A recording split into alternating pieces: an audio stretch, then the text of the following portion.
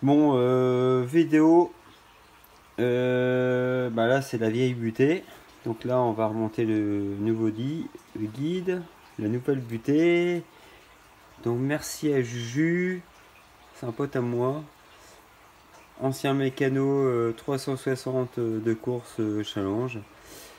Lui, il en monte tout le temps. Donc je lui dis, bah écoute, moi j'ai. Ça m'arrive tellement rarement d'en monter des joints, bah monte mes joints dedans.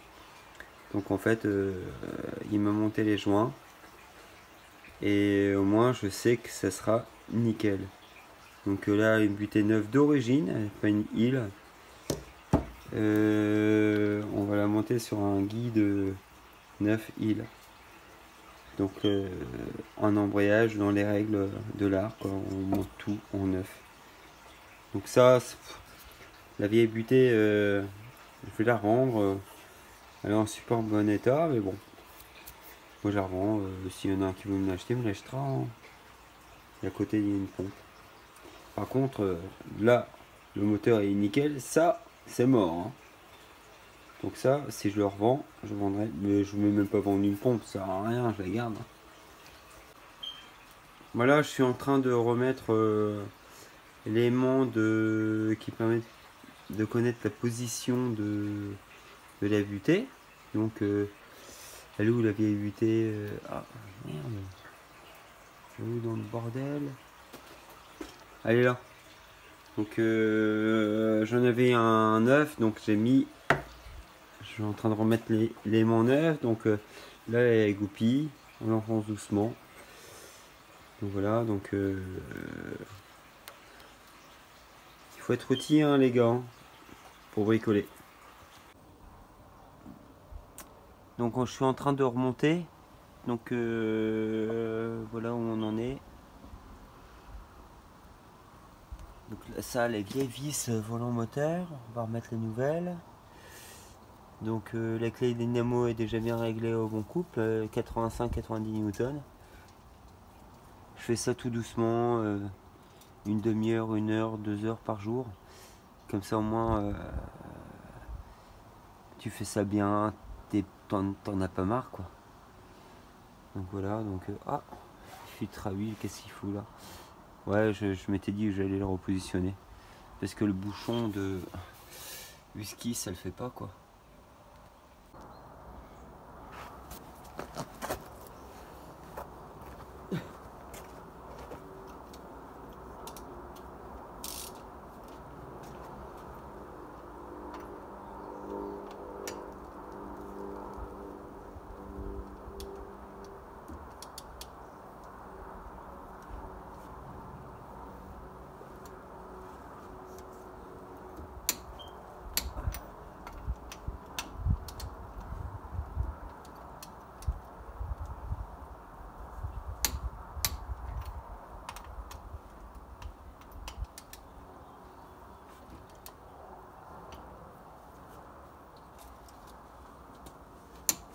Oh.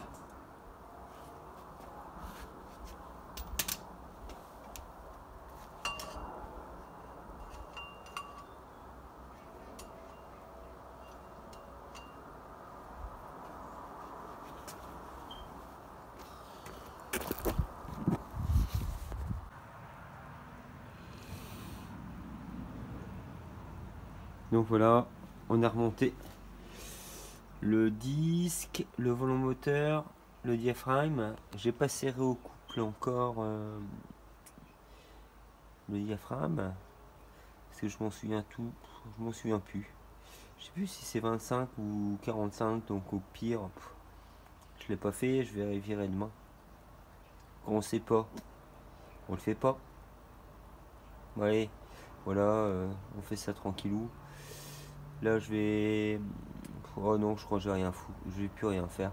J'allais dire que j'allais remonter le guide sur la boîte, mais j'ai pas envie. Des fois, quand t'as pas envie, vaut mieux pas le faire parce que si tu fais de la merde.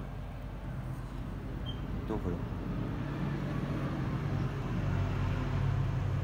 Oh, il y a une barre là, qu'est-ce que c'est?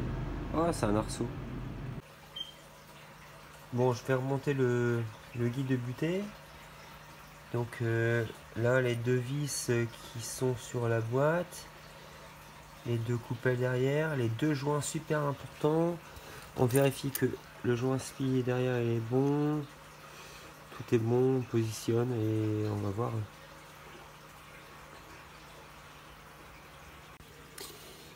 Donc voilà, donc le guide il est monté. Ne pas oublier les deux joints qui sont derrière. Les petits joints que je vous ai montré, je vais vous les montrer. Il faut surtout pas oublier ça, les deux petites coupelles. Et voilà, donc on sert au couple et voilà, c'est tout con. Le faire tout doucement d'un côté et tout doucement de l'autre. Hein. Donc les petits joints, c'était ceux-là. Les petits joints qui sont ici. Donc voilà, donc après il faudra remonter ça, les ressorts. J'ai bien remonté l'axe sur la butée. Donc en fait ça c'est le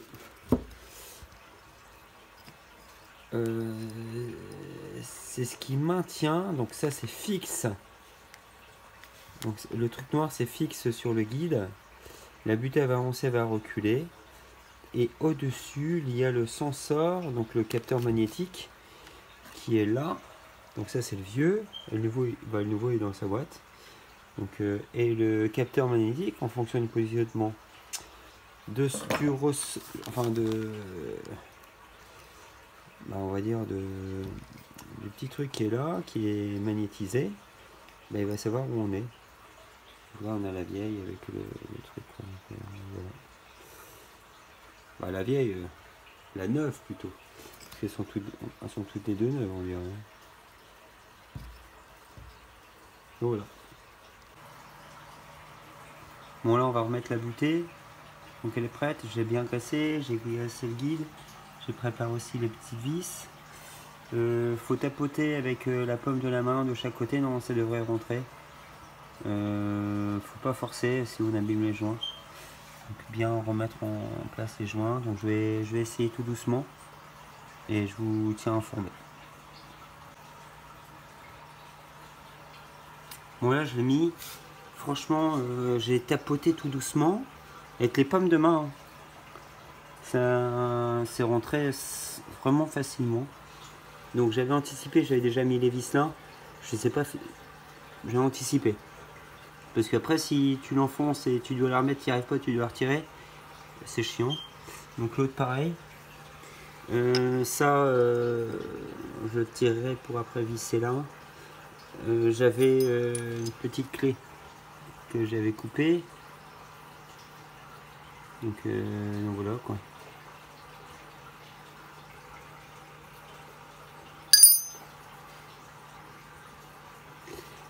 Voilà. Toujours avec ma butée. Ce que j'ai fait, la vis du dessous, je l'ai vissé à la main à fond.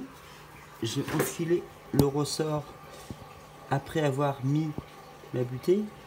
Et là, je vais tenter de enfiler le ressort du haut comme ça. Donc pourquoi la vis en bas, je l'ai vissé à fond pour pas qu'en fait, avec les deux ressorts, la butée elle sort du guide. Et au moins, je suis sûr qu'en mettant les ressorts, le joint ne sortira plus du guide et au moins je l'abîmerai pas.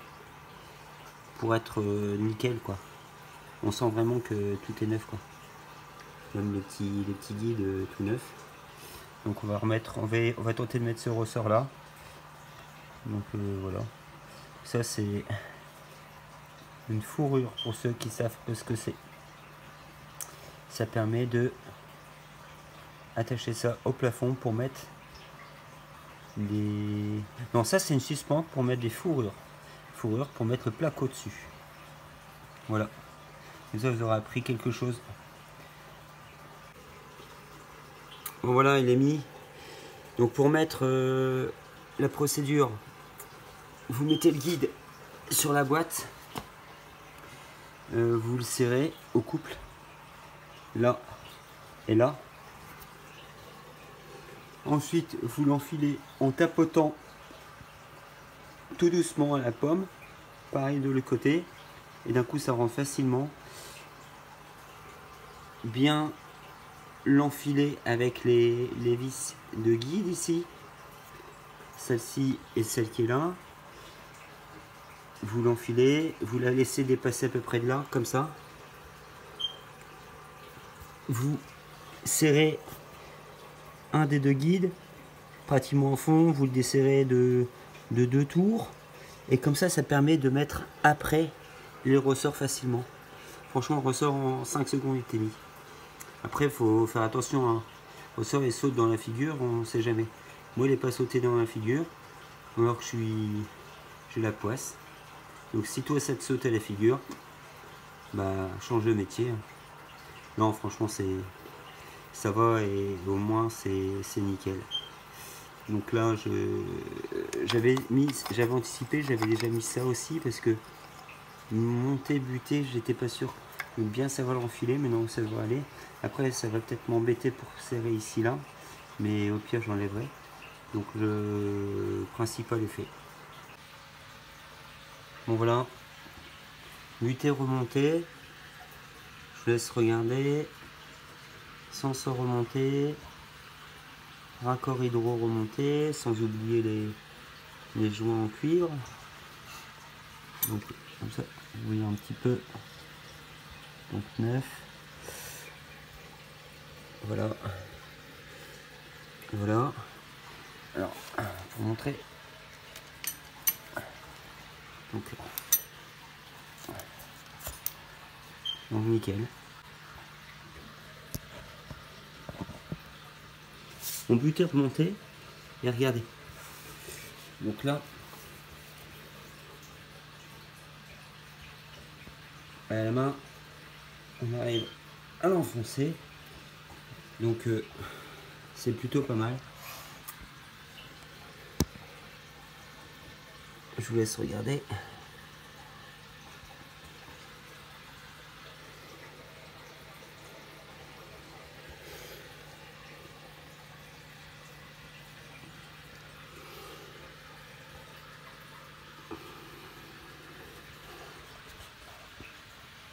Tout neuf. Alors, je m'en souvenais plus par où il passait. Moi j'ai mis là. Donc on verra.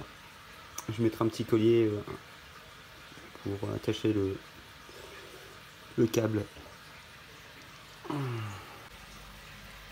Alors certains ils m'ont demandé s'il était possible d'enlever le capteur de position sans déposer la boîte. Ouais, franchement c'est faisable facilement, très facilement. Il suffit d'enlever les durites hydrauliques, et les vis elles sont juste derrière. Et en plus elles sont bien placées pour pouvoir le virer. Donc vous enlevez les vis. Moi j'ai changé les vis, mais c'est des vis voyez, moi j'ai mis des vis comme ça. On va peut-être mieux voir là. Donc moi j'ai mis des vis comme ça, mais là c'est facile, et celui du bas il est là. Donc s'il y a besoin de changer le capteur, facile, même son support, on a accès. Mais il faut forcément enlever les durites hydrauliques. Après, faut pas oublier qu'il y aura le cardan là, les collecteurs. Bon, les collecteurs ils doivent être plus haut, ou alors pas les collecteurs, mais je veux dire l'échappement, les catalyseurs. Au pire vous les démontez, hein, mais c'est plus facile de démonter le catalyseur droit, les durites hydrauliques, que ça. Il faudrait que je regarde sur l'autre, la noire. Je ferai une vidéo aussi sur la noire où tout est monté, mais voilà. Voilà ce que je vais faire, je vais tester, regarder s'il n'y a pas de fuite hydro. Donc pour ça j'ai pris une seringue, j'ai mis sur le purgeur du haut, et j'ai démonté le purgeur de l'autre boîtier noir que j'ai mis en bas. Comme ça je vais faire arriver ici de l'huile, ça va aller dans le système, et quand ça coulera là, je regarderai s'il n'y a pas de fuite. Et après ce que je ferai, c'est que je fermerai le purgeur là, et avec la seringue je ferai une pression. Ouais, ça montera pas beaucoup, mais ça va monter peut-être 1 ou 2 bars, et encore. Mais comme ça on verra s'il y a des fuites ou pas. Il peut y avoir des fuites là, ou les joints, on va voir. Bon, on y va.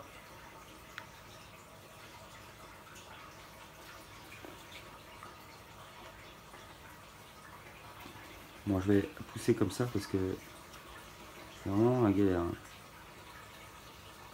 On s'en fout qu'il y ait de l'air, de toute façon. Ah, c'est dur. Ah, je vais couper parce que on n'a pas poussé avec les mains. Ah, peut-être comme ça.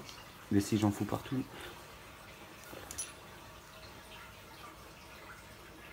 À pousser. Écume. Je vais sortir.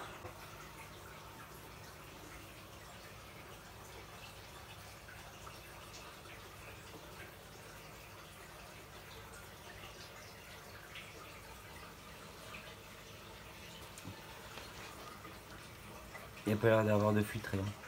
Donc je vais faire plusieurs fois. Mais voilà.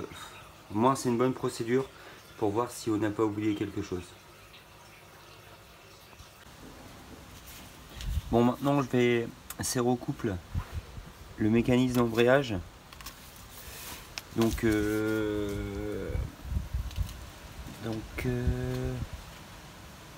c'est pas si c'est là. Donc ici, vis de fixation mécanisme d'embrayage 18 Newton. Donc voilà, donc on avance. Donc 18 Newton, donc c'est ces vis là, ceux-là et ceux qui sont là-bas.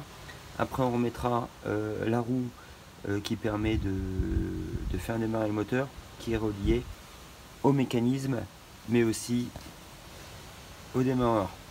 Donc petite clé dynamométrique réglée, on y va.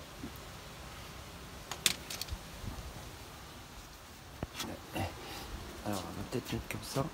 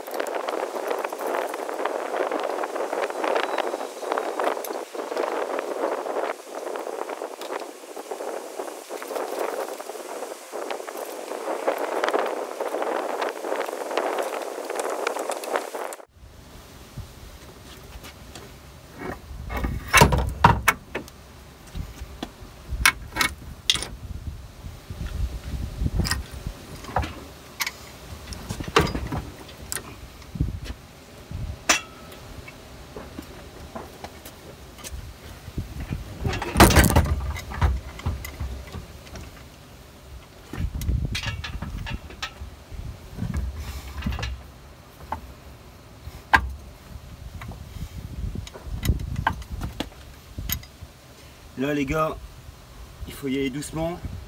Je maintiens.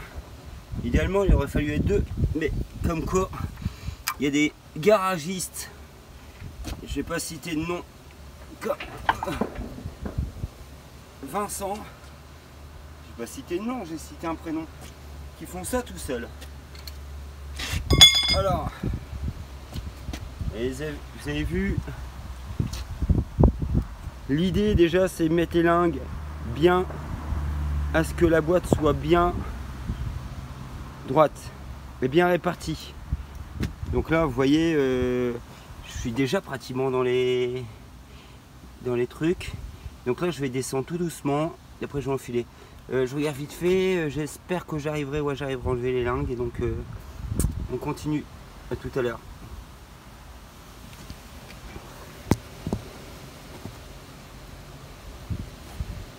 descends un peu la boîte.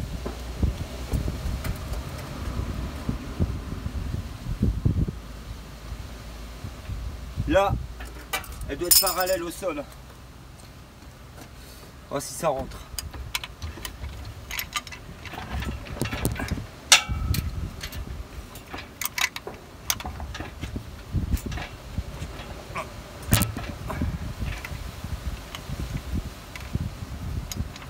Descendre encore un peu peut-être.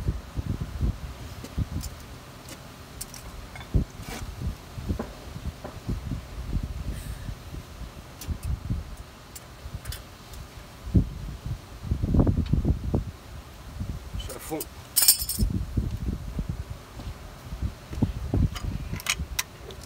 Ah!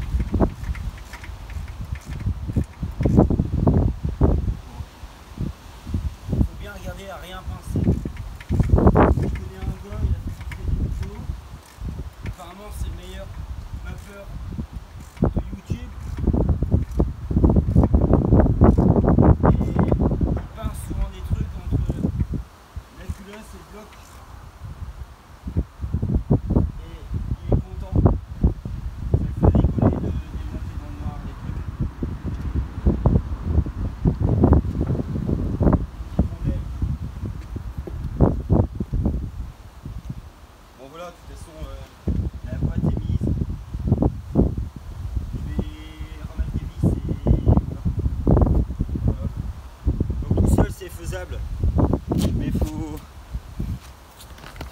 Tout seul c'est faisable, faut une chèvre.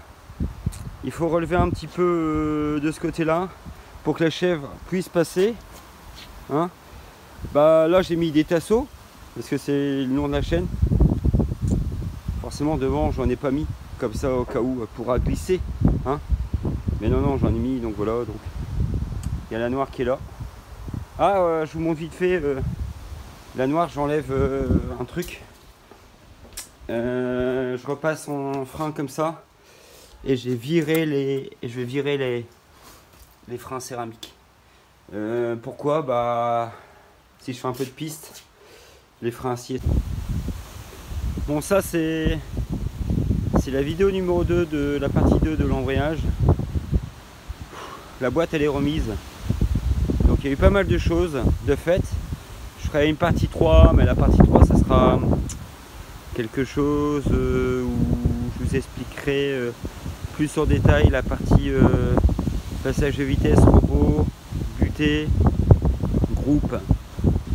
Voilà, je suis claqué parce que j'ai fait ça, j'ai carrelé aussi chez moi, je vous le montrerai aussi après. Donc je fais d'abord le carrelage et après je m'amuse. Donc voilà, elle est dedans. Tout seul ça va, c'est assez facile, mais il faut être équipé. Les vis sont bien mises, vraiment vissées à la main. Donc c'est à dire que le centreur que c'était bien positionné. Donc voilà ce que ça donne, c'est vraiment dépouillé. Pour soulager aussi le moteur et les cylindres blocs, j'ai remonté au cric hydraulique là et j'ai mis un tasso sur la traverse pour que la boîte repose sur la traverse. Donc voilà. Donc on va pas regarder la voiture dans le détail, j'ai pas trop envie, mais je vais vous montrer aussi ce que j'avais fait la dernière fois. Donc d'habitude on a une pompe mécanique pour la direction assistée, et là c'est une pompe électrique d'Opel. Ça marche très bien. D'habitude sur les 430 on n'a pas ça, ou 360 on n'a pas ça. C'est plutôt sur le dessous des phares. Et donc moi j'ai ça, c'est une caisselle, donc le dessous il est en carbone, tout est en carbone. Ça c'est du Kevlar, carbone. Et un peu comment ce que ça donne. Circuit d'eau, passage de roue. Alors ça c'est important de voir un truc. Vous voyez ça là? Sur les voitures de course, même celles d'aujourd'hui, les 488, elles ont une spécificité, c'est que j'arrête plus à le dire. Donc ils démontent tout ce qui sert à rien et mettent, on va dire, une structure en aluminium. Quand ça tape, ça casse très facilement, et comme ça ils en ont plein de pièces d'avance et changent très très vite. C'est pareil à l'arrière, j'ai pareil. Je vais vous montrer. Vous voyez, à l'arrière c'est exactement pareil. Donc c'est enfilé, c'est enfilé. Donc la partie châssis, structure vraiment rigide de la voiture est gardée, et le reste a été complètement enlevé avec des pièces qui ont été faites sur mesure, en rapport aussi forcément avec la carrosserie. Hein. On voit que... Donc voilà. Et c'est vraiment bien fait, ils ont pensé à tout. Ici, il y a même ici le support du radiateur de boîte. Il n'y a pas ça sur les autres challenges, le radiateur il est ailleurs. Pourquoi ils ont fait ça? Parce qu'ils ont fait plein de... Parce que je sais plus, je suis fatigué. Alors, on va aller voir ce que j'ai fait.